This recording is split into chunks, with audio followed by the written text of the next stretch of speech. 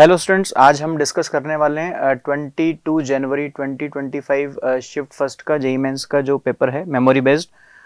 इसमें 7th number का जो क्वेश्चन है उसमें प्रोजेक्टाइल का क्वेश्चन है। An object is thrown with speed 60 metre per second making an angle 30 degree with the horizontal. Diagram बना हुआ है।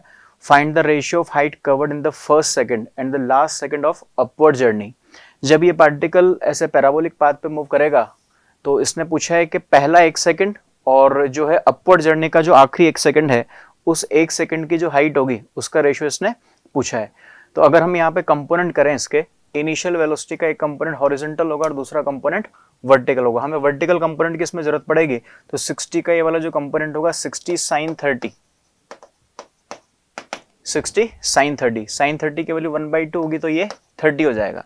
तो जब अपवर्ड जर्नी का पहला 1 सेकंड होगा अगर उसमें हाइट निकाली जाए तो use s equals to ut plus half at square.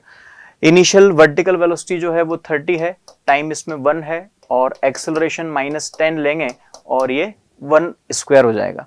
तो इससे जो आंसर आएगा वो आएगा 30 - 5 यानी 25।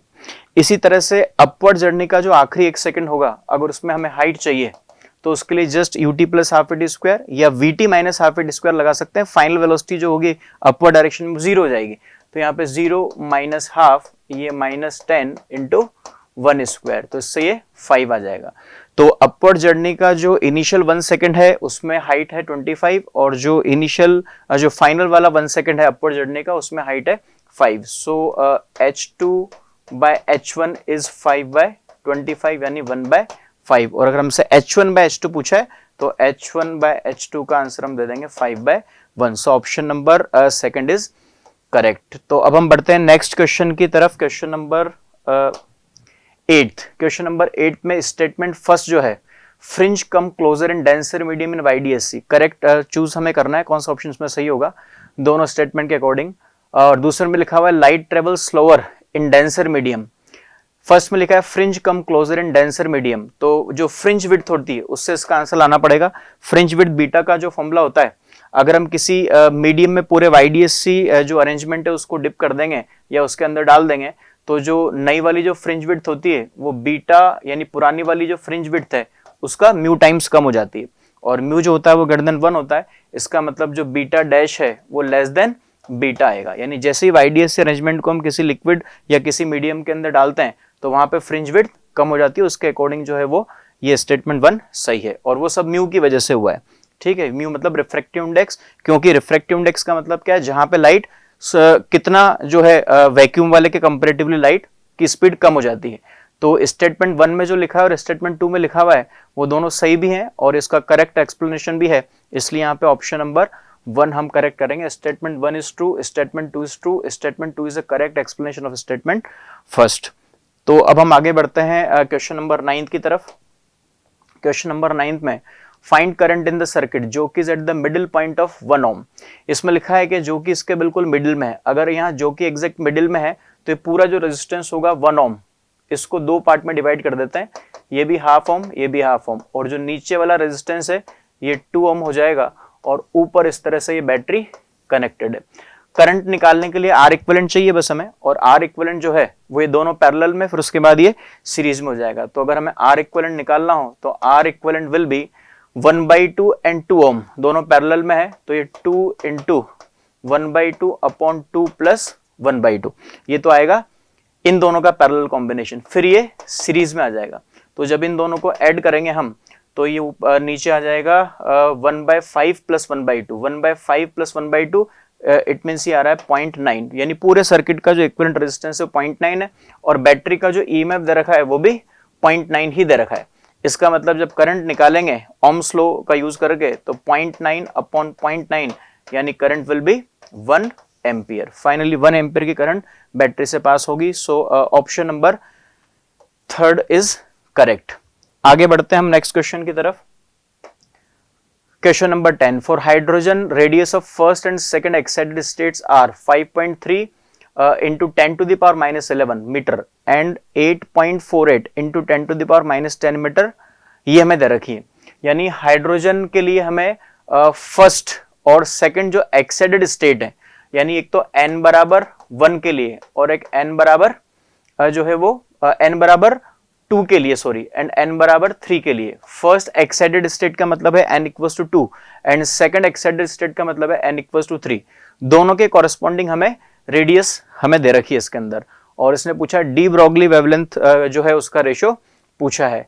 तो अगर हम इसमें बोर का जो सेकंड पोस्टुलेट अगर उसका यूज करें mvr equals to nh upon 2 pi, तो अगर रेशियो लेंगे इसमें तो mv को मोमेंटम लिख देते हैं, तो p1 r1 upon p2 r2 equals to n1 upon n2। यहां से p1 बाय p2 की वैल्यू अलग कर लेंगे, r2 bye r1 into n1 bye n2 ये आ जाएगा। r2 बाय r1 उसने लिखा हुआ है कि जो दोनों रेडियस हैं वो हमें गिवन है ही है, और n1 अपॉन n2 अपन लिख ही देंगे। फाइनली अगर लैम्डा का रेशियो चाहिए तो लैम्डा का जो फॉर्मूला होता है वो h बाय p होता है। So lambda 1 by lambda 2 equals to p2 by p1। So यहां से p2 बाय p1 आ जाएगा r1 bye r2 into n2 bye n1। इसमें वैल्यूज हम पुट कर देंगे, वैल्यूज पुट करके आंसर निकल जाएगा। r1 जो हमें दे रखा है वो है 5.3 into 10 to the power minus 11 and r2 is 8.48 into 10 to the power minus 10, और n2 बाय n1 जो दे रखा है वो गया 3/2। इसको सॉल्व करके हम आंसर मैच करवा सकते हैं इजीली। काफी सारी कैलकुलेशन जो है इसमें आसानी लग रही है। 5.3 अपॉन 8.48, तो easily we will get answer. इसके बाद हम आते हैं नेक्स्ट क्वेश्चन पे, question number 11। Which of the following represent correct relation between resistivity of conductor and temperature.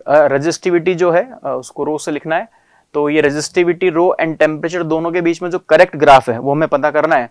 तो ये बिल्कुल एक तरह से स्टैंडर्ड क्वेश्चन है ना, बिल्कुल थ्योरेटिकल क्वेश्चन है, इंफॉर्मेटिव क्वेश्चन है। जो स्टैंडर्ड ग्राफ बनता है for conductor between resistivity and temperature वो फर्स्ट नंबर वाला ग्राफ बनता है।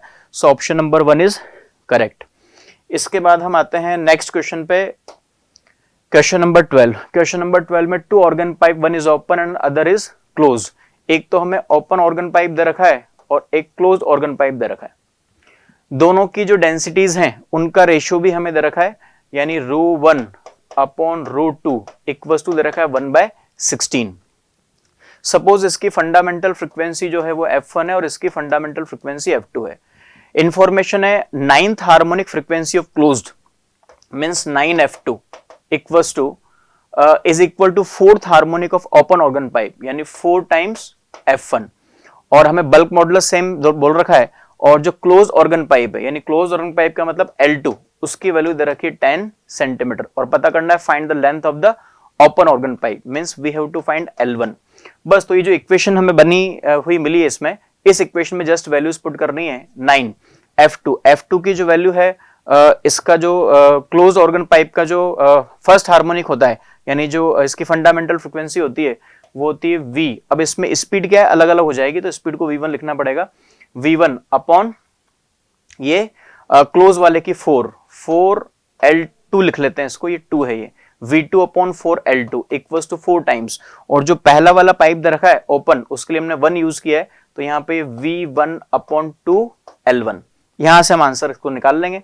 इसमें हम पहले v1 बाय v2 जो है उसको या तो निकाल सकते हैं, v1 बाय v2।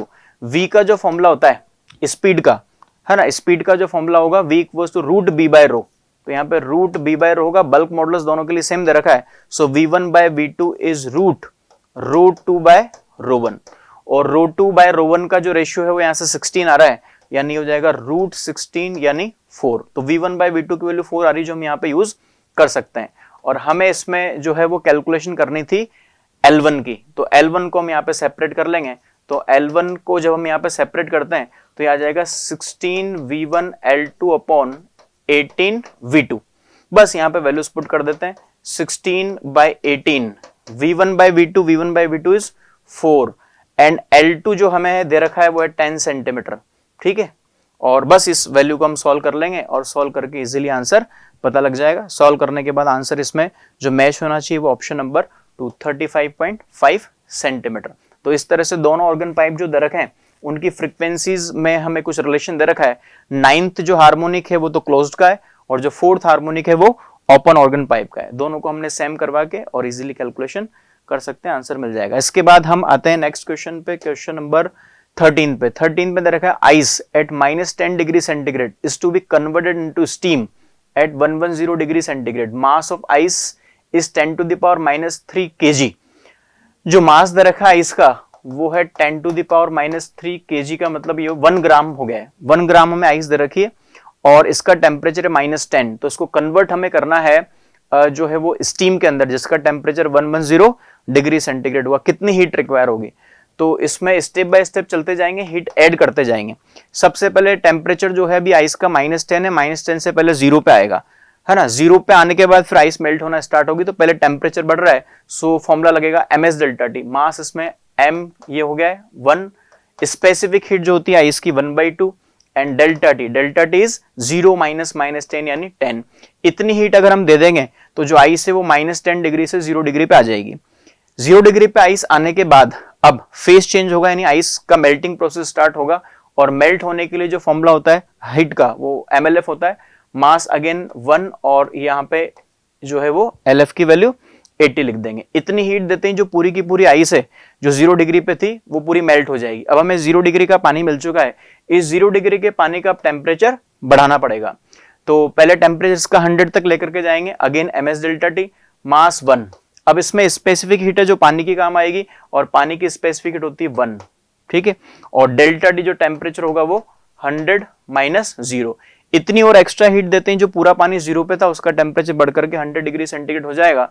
और इसके बाद अब जो हमें पानी है वो 100 पे मिल चुका है, अब ये स्टीम में कन्वर्ट होगा, यानी फेस चेंज होगा mlv, मास अगेन 1 है और mlv जो होगा वो होगा 540। इतनी हीट देते ही जो 1 ग्राम पानी 100 डिग्री पे था वो अब पूरा 1 ग्राम स्टीम में कन्वर्ट हो गया, बट टेम्परेचर अभी भी 100 है। हमें स्टीम का टेम्परेचर ये 100 चाहिए, 110 चाहिए, तो इसमें और हीट एक्स्ट्रा ऐड करनी पड़ेगी और ms डेल्टा टी। अगेन जो मास होगा वो 1 है, स्पेसिफिक हीट जो होती है स्टीम की वो 1/2 होती है and delta T will be 110 - 100। इस पूरे को ऐड करके हम इजीली आंसर ले सकते हैं और आंसर मैच करवा सकते हैं। तो इसमें आंसर जो आना चाहिए कैलकुलेशन के बाद वो 730 कैलोरी आंसर आना चाहिए। ये क्वेश्चन नंबर 13। इसके बाद हम आते हैं नेक्स्ट क्वेश्चन पे, क्वेश्चन नंबर 14। क्वेश्चन नंबर 14 में wire of length a/2 of linear charge density lambda is placed on edge of tube, cube है बेसिकली, यहाँ पे क्यूब है, then find the flux passing through the cube. इस पूरे cube से कितना flux pass होगा हमें पता करना है। क्यूब की साइड ए दे रखी है और जो वायर हमें रखा हमने एज पे वो उसकी लेंथ दे रखी है कितनी, a/2 के बराबर। अगर वायर को इस एज पे रखेंगे तो उस वायर के चार्ज का कितना पार्ट इस क्यूब के अंदर आएगा, उसको पता करने का तरीका हम आसान से देख सकते हैं।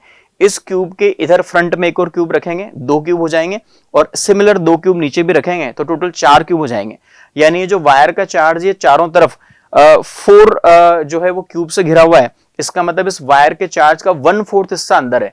अगर इस चार्ज पर इस वायर पर टोटल चार्ज देखें तो टोटल चार्ज इसके अंदर क्या होगा, यूनिट लेंथ पे चार्ज लेमडा है और इसकी लेंथ a/2 है, तो टोटल चार्ज तो हो गया लेमडा a/2। अगर मुझे चार्ज एनक्लोज देखना है क्यूब के अंदर तो डिवाइडेड बाय इसके अंदर 4 करना पड़ेगा, तो यहां पे आ जाएगा लेमडा a/8। अब तो बस फ्लक्स का फॉर्मूला लगाना है। Total flux passing through a close surface is q in upon epsilon not. q in कितना है, लेमडा a/8 और अपॉन एप्सिलॉन नॉट, तो लेमडा a/8 एप्सिलॉन नॉट, ये इसमें आंसर आएगा, यानी ऑप्शन नंबर 3 इज करेक्ट। ये क्वेश्चन नंबर 14 था। अब आगे बढ़ते हैं हम क्वेश्चन नंबर 15 की तरफ। क्वेश्चन नंबर 15 में the radius of ground state of hydrogen atom is a0, the radius of first excited state of He+। Radius का जो फॉर्मूला होता है वो a0 n²/z होता है, किसी भी ऑर्बिट की रेडियस का। इसमें जो a0 होता है वो हाइड्रोजन एटम के फर्स्ट यानी ग्राउंड स्टेट की रेडियस ही होती है, वो इसने a0 ही दे रखी है। अब मुझे हीलियम के लिए कैलकुलेशन करनी है, तो हीलियम के लिए z की जगह हम 2 पुट कर देंगे, और फर्स्ट एक्साइटेड स्टेट की पूछा है तो इसमें n की जगह 2 पुट कर देंगे। तो फाइनली जो अपना आंसर आएगा वो आएगा a0, n की जगह 2 पुट करना है तो ये 4/2, यानी आंसर विल बी 2a0। तो यहाँ पे आंसर आएगा 2a0, यानी ऑप्शन नंबर 2 इज करेक्ट। इसके बाद हम आते हैं क्वेश्चन नंबर 16 पे, विच of the following is not true. Incorrect option हमें बताना है। डी के constant does not depend on temperature, D के बिल्कुल सही है, ये ऑप्शन बिल्कुल सही है। Decay constant increases with time, ये ऑप्शन गलत है क्योंकि टेम्परेचर डिपेंडेंट नहीं होता है डीके कांस्टेंट, वो केवल कांस्टेंट ही होता है, टेम्परेचर पर डिपेंड नहीं करता है। हाफ लाइफ का जो फॉर्मूला होता है ln2 बाय लैम्डा, ये भी बिल्कुल सही है। तो इन सब में से एक ऑप्शन जो है वो गलत आ रहा है ना, और वो जो गलत ऑप्शन है वो सेकंड है और उसने इनकरेक्ट ही पूछा है। सो करेक्ट ऑप्शन मतलब जो अपना सही आंसर है वो ऑप्शन नंबर 2 है।